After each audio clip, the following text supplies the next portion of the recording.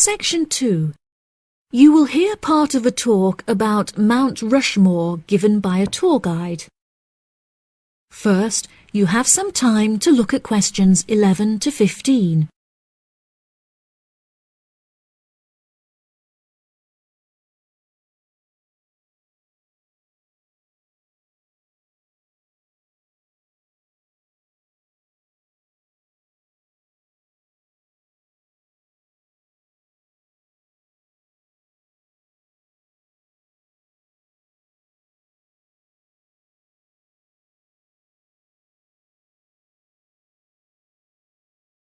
Now listen carefully and answer questions 11 to 15. Good morning, everybody, and welcome to Mount Rushmore. To start your visit, I'm just going to give you a brief account of the history of the memorial before letting you roam about on your own. I won't keep you long, okay?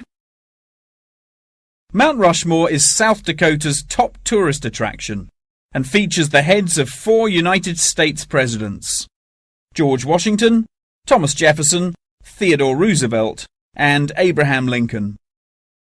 Each head is 18 meters tall, which is taller than the heights of 11 people combined. The sculptor initially wanted to depict the presidents from head to waist, but due to a lack of funding, the construction had to stop before this vision could be realized. In total, it cost the government $1 million to sculpt the heads at Mount Rushmore. Before the construction of the presidents' heads, the mountain was just bare rock and forest, attracting only a few hikers a year. The new carving at Mount Rushmore has become an iconic symbol of presidential greatness and has appeared in works of fiction and other popular works. The sculpture has also worked perfectly as a way to develop tourism, which was its intended purpose, and now attracts over 2 million people a year. The original plan was to carve the presidents' faces into the granite pillars known as the Needles. However, the sculptor soon realized that these rocks were too eroded and delicate to support such a large sculpture. Instead, he chose to locate the carving at Mount Rushmore due to its grand appearance and brightly lit rock faces that experience maximum exposure to sunlight throughout the day as a result of the southeast orientation. Upon seeing Mount Rushmore, the sculptor declared, "America will march along that skyline." The name of Mount Rushmore also has an interesting history. The location was originally known as the Six Grandfathers.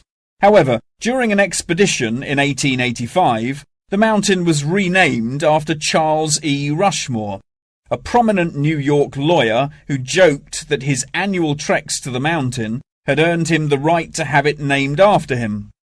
40 years after the mountain was renamed, Charles E. Rushmore donated $5,000 towards the sculpting of the presidents' heads, the largest single contribution.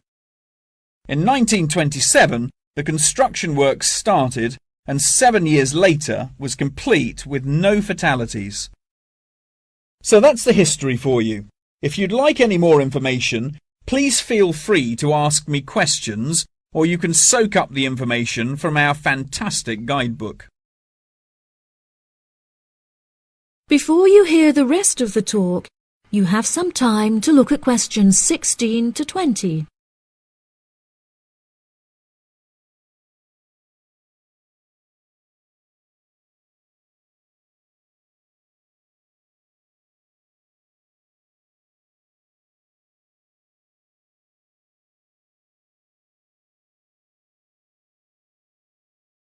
Now listen and answer questions 16 to 20.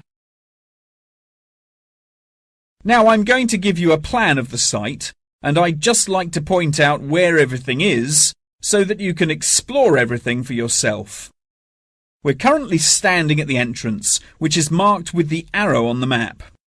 If you follow the trail up to our left, you will find the information centre. There's a great photo booth there where you can have your photograph taken with Mount Rushmore in the background for a fee of only $10. What a great souvenir! In front of us is the refreshment centre, where you can help yourselves to coffee, locally grown tea, and a delicious selection of cold drinks and biscuits. Be sure to stay hydrated, as it can get really hot up here. To our right, not far up the trail, is the gift shop. Here we sell copies of the guidebook, and it's also the perfect place to pick up some small souvenirs for yourself, your family and friends. Now, further up the trail, behind the gift shop, is a big stone building with a workshop. This is where all of our souvenirs are made by hand, which you can purchase in the gift shop, like I said before. Some are even carved from pieces of rock taken from Mount Rushmore itself. If you carry on walking up the trail past the workshop, you'll find our state-of-the-art visitor centre, where you can find maps of the walking trails here at Mount Rushmore. Now for the real treat. After you have walked past the visitor centre, you can follow the trail up to the left, which will take you to our wooden shelter. From here you will have the best view of Mount Rushmore that there is, an experience not be forgotten.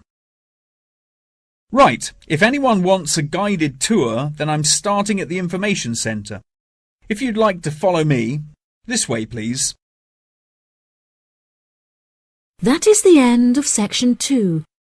You now have half a minute to check your answers.